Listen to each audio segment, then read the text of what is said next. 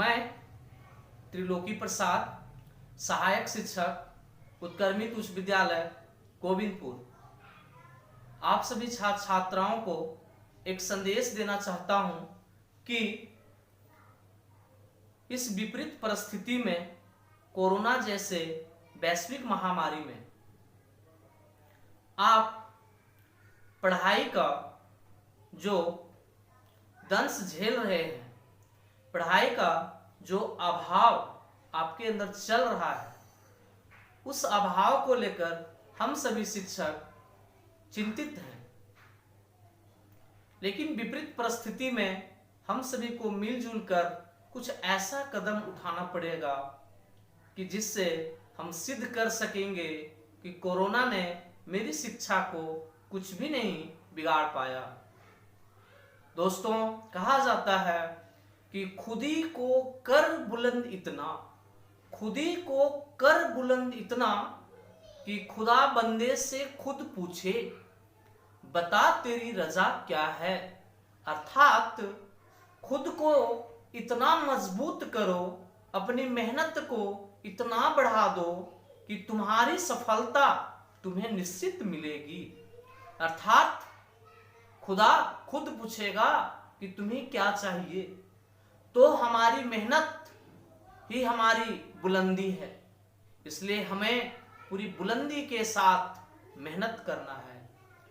इस विपरीत परिस्थिति में हम online video, online class, zoom app के माध्यम से क्लास, डिजी साथ के माध्यम से, दूरदर्शन के माध्यम से, जितने भी तरह के यूट्यूब पर बहुत सारे शिक्षक भी हैं जो बढ़िया से बढ़िया पढ़ा देते हैं। तो जितने भी तरह का विकल्प हमारे पास उपलब्ध है, हम सारे विकल्प का उपयोग करेंगे और अपनी पढ़ाई को जारी रखेंगे और हमें सफलता को हासिल करके बिल्कुल दिखा देना है।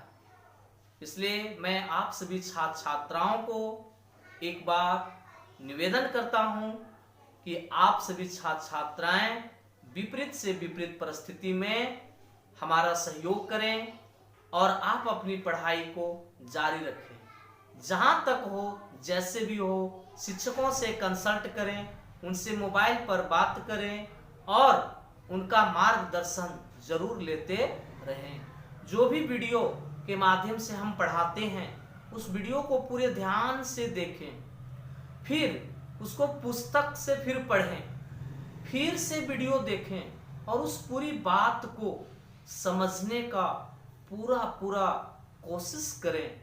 और आप जानते हैं, कोशिश करने वालों की हार नहीं होती। तो निश्चित है कि हमारी भी हार नहीं होगी। इन्हीं बुलंदी के साथ हम आगे बढ़ते रहेंगे। हो सके तो इस वीडियो को लाइक, शेयर, कमेंट जरूर करें। शेयर अपने मित्रों को जरूर करें ताकि उनकी भी शिक्षा जो है वो जारी रहे। मित्रों, आप सबों को फिर से आग्रह करता हूं कि आप सभी बिल्कुल मेहनत के साथ पढ़ें। हमारी कामना आप सबों के साथ है। हमारा हर कामना आपके लिए होगी, हमारा सहयोग आपके लिए होगा। धन्यवाद मित्रों, पूरा विश्वास है कि आप जरूर ध्यान देकर पढ़ेंगे। धन्यवाद। आप सभी छात्र छात्राओं को जोहार एवं उत्क्रमित उच्च विद्यालय गोविंदपुर की ओर से मैं त्रिलोकी प्रसाद, सहायक शिक्षक, आप सबों का हार्दिक अभिनंदन करता हूं। आज हम लोग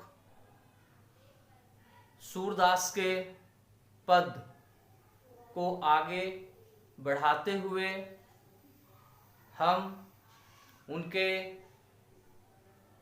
तीसरे पद की ओर चलेंगे। हम लोगों ने पहले पद का, दूसरे पद का अध्ययन किया।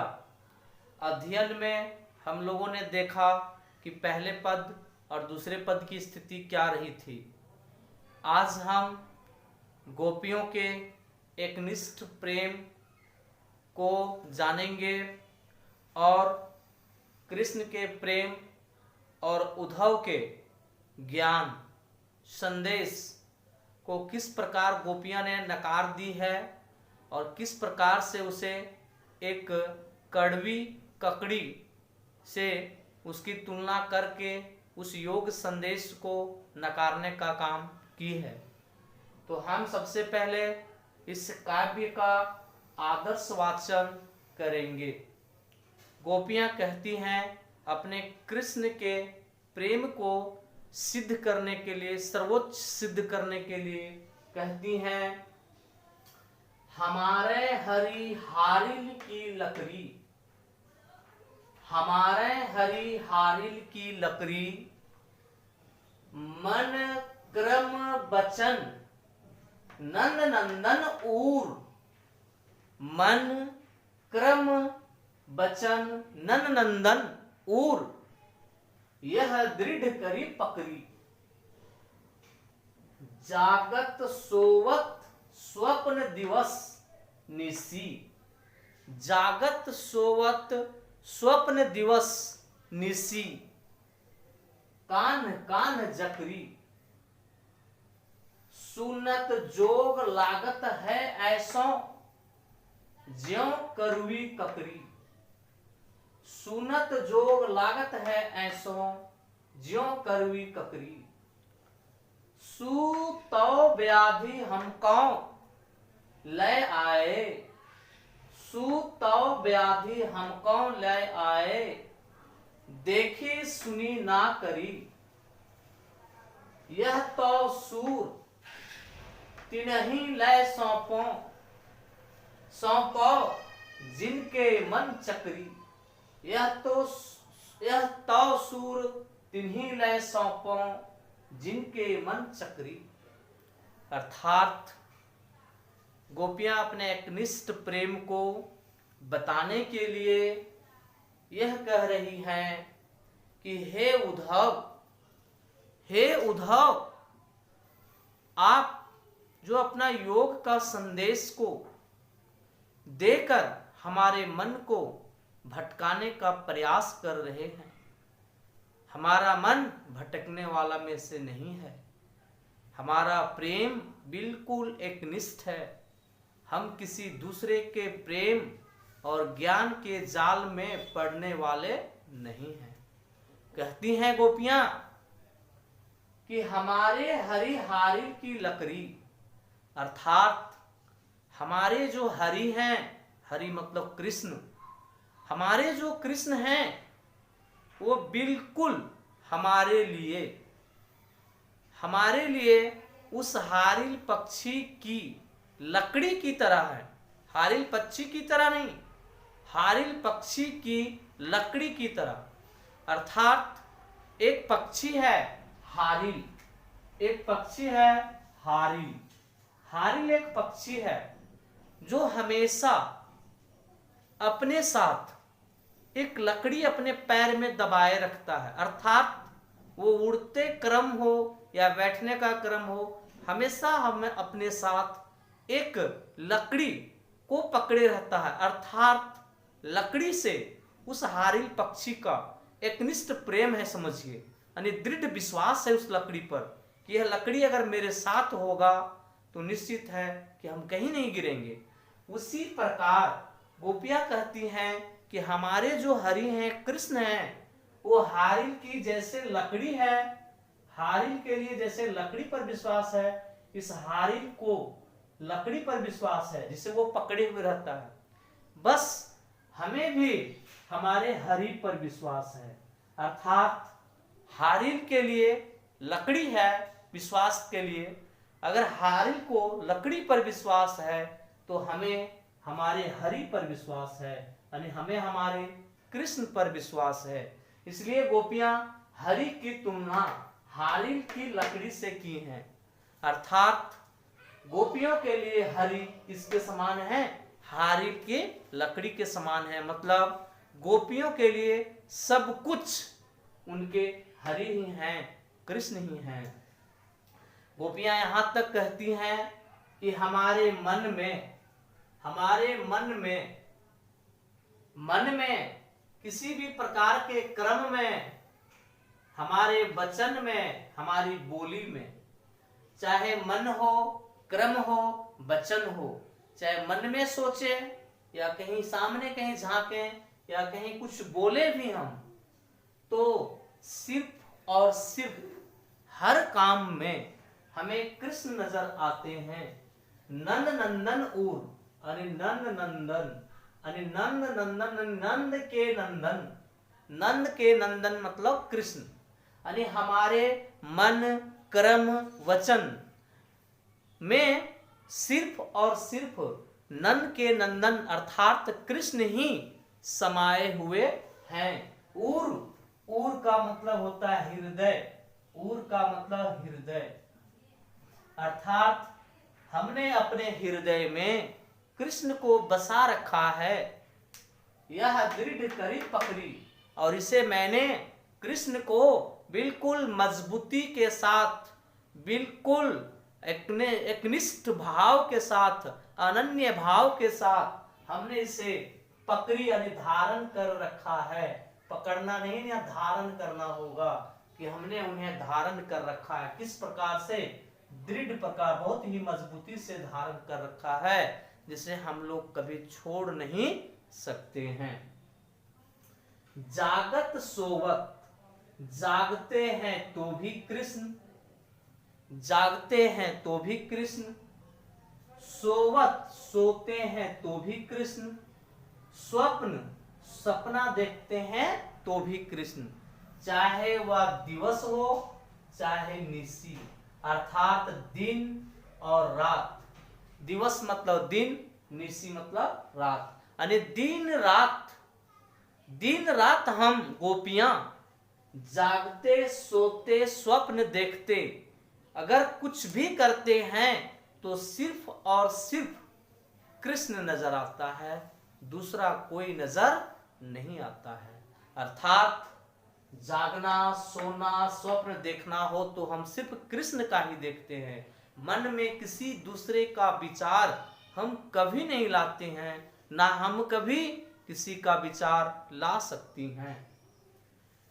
कान कान जकड़ी, हर एक रोम रोम में जकड़ी हुई हूं, धारण की हुई हूं। हृदय ही नहीं, मन ही नहीं, क्रम ही नहीं, वचन ही नहीं, हर एक रोम में अगर कोई समाया है तो वह कृष्ण है, दूसरा कोई नहीं है।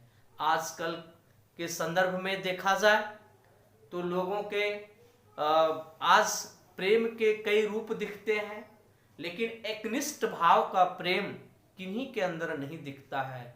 लोग सिर्फ दिखावे का प्रेम करते हैं, ढोंग रचते हैं, दिखावे की बंसी बजाते हैं, लेकिन कई प्रकार के बड़े बड़े वादे करते हैं कि मैं आपके सिवा किसी के बारे में नहीं सोचूंगा, लेकिन लोग दूरी बढ़ने, समय बदलने के साथ अपना सब कुछ बदल लेते हैं। और उनसे अगर पूछिए तो कहेगा परिवर्तन ही संसार का नियम है, परिवर्तन ही संसार का नियम है, अर्थात आदमी को परिवर्तनशील होना चाहिए। तो कहाँ गया वह एकनिष्ठ भाव, कहाँ गया वह वादा, कहाँ गया वे बड़े बड़े सपने। लेकिन खैर ये उस समय की बात है जब जमाना था कृष्ण और गोपियों का, राधा का, तो उनके अंदर एक एकनिष्ठ प्रेम है जो उद्धव के योग के संदेश से थोड़ा सा भी डिग नहीं रहा है। आगे कहती हैं कि हे उद्धव, तुम जो योग का संदेश तुम सुना रहे हो, हे उद्धव तुम जो योग का संदेश सुना रहे हो, सुनत जोग लागत है।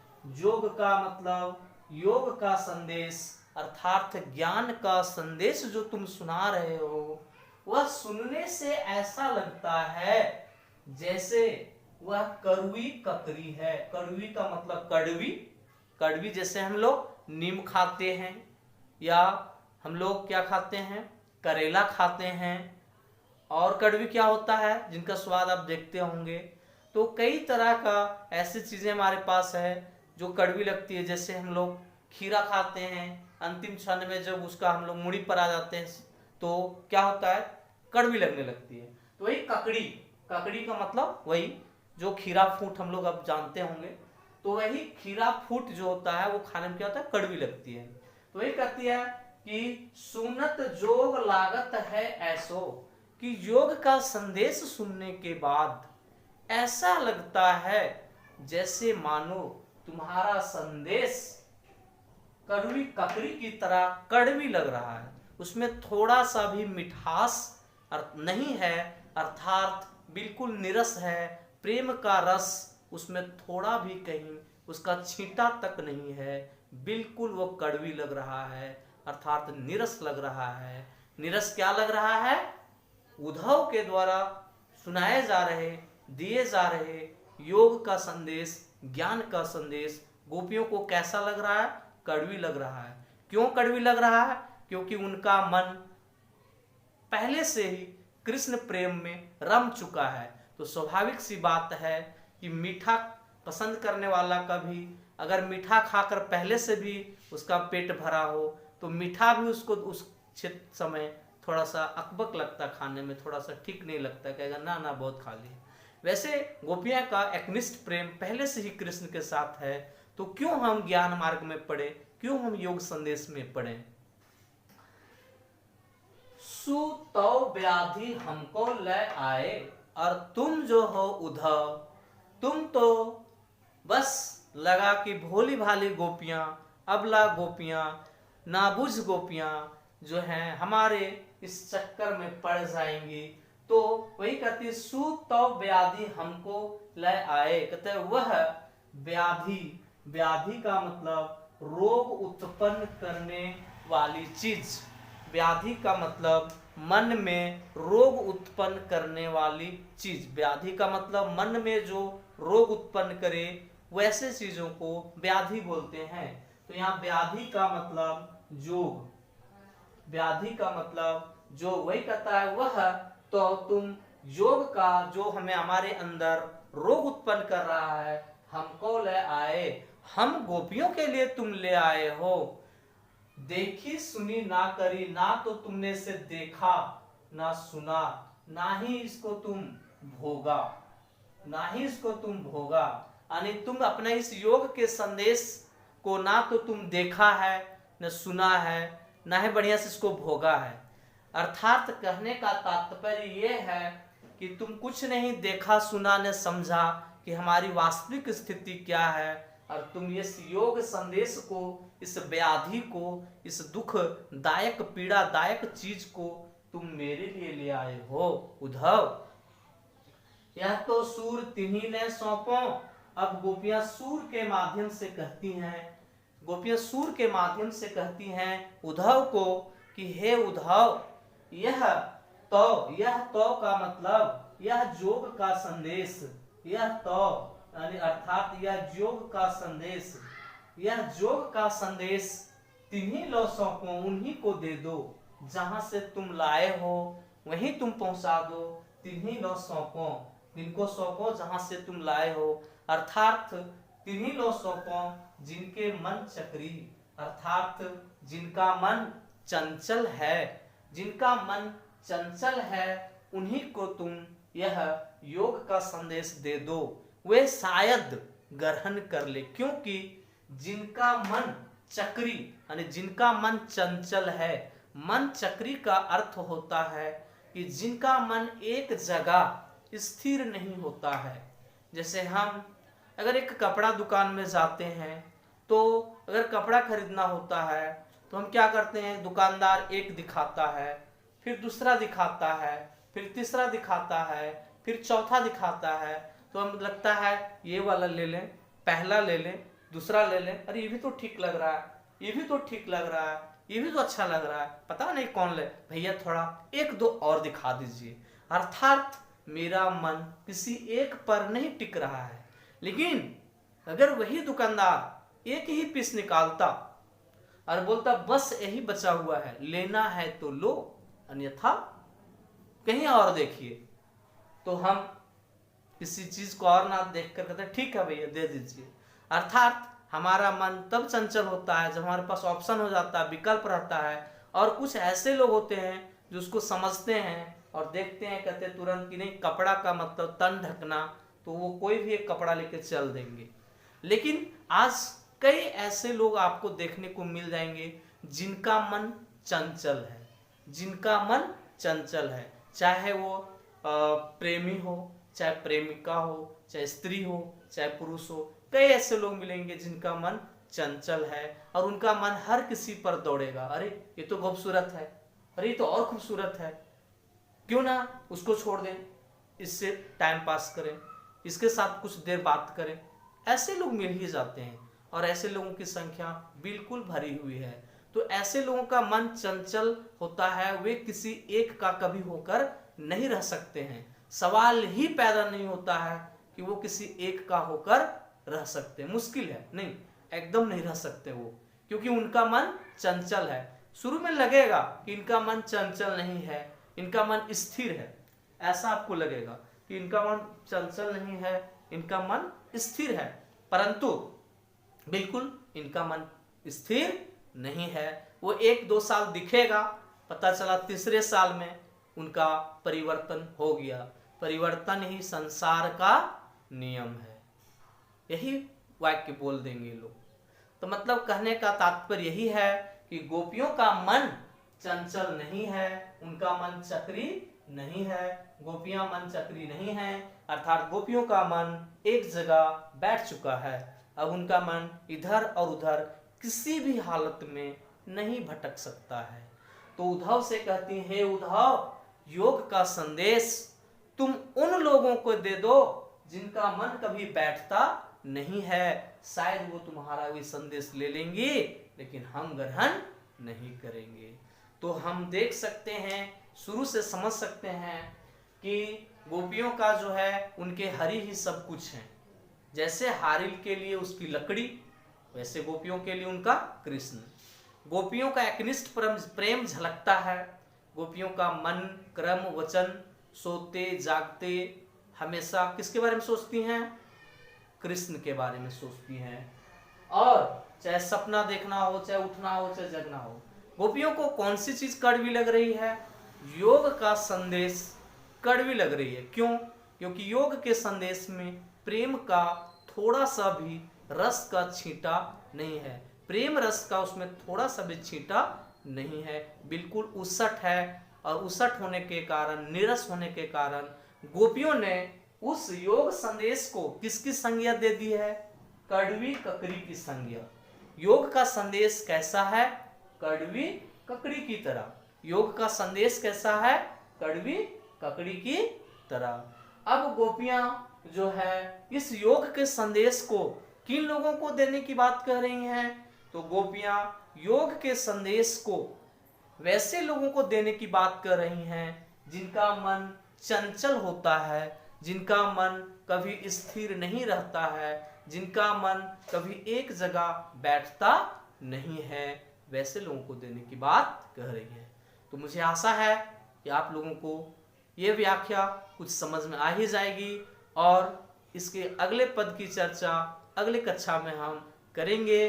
तब तक आप इस वीडियो को देखकर अपने किताब से बढ़िया से बैठकर मिलाकर देखकर समझने का काम आप सभी छात्र छात्राएं जरूर करेंगे।